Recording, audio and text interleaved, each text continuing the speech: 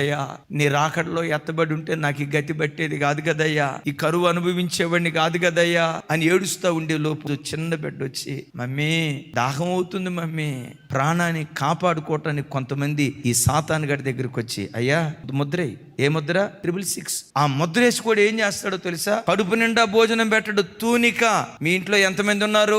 6 ఉన్నామయ్యా. 6 ఉన్నారంటే 6 బియ్యపు గింజలు మీకు సరిపోతాయి అని 6 బియ్యపు గింజలు ఇస్తాడు. దైవజనమ, ఎందుకు మృతుల పునరుద్ధానంలో మొదటి పునరుద్ధానపు వరుసలో ఉండాలి? ఎందుకు క్రైస్తవుడు దాని కొరకు ఆరాటపడాలంటే తర్వాత రాబోయే దినాలు అంత భయంకరమైన దినాలు. దైవజనమ, మీరు అనుకోవచ్చు ఎట్లాంటివి జరుగుతాయా అన్న? కన్యక గర్భవతి అయి కుమారుని కంటది. పాత నిబంధనలో రాయబడిందా లేదా? కన్యక గర్భవతి అయిందా లేదా? పాత నిబంధనలో ఏది ప్రవచనం ఎత్తి మాట్లాడిందో క్రొత్త నిబంధనలో అది జరిగింది. ప్రకటన గ్రంథంలో ఏది ప్రవచనం ఎత్తి మాట్లాడిందో రాగల కాలంలో అది జరగబోతుంది.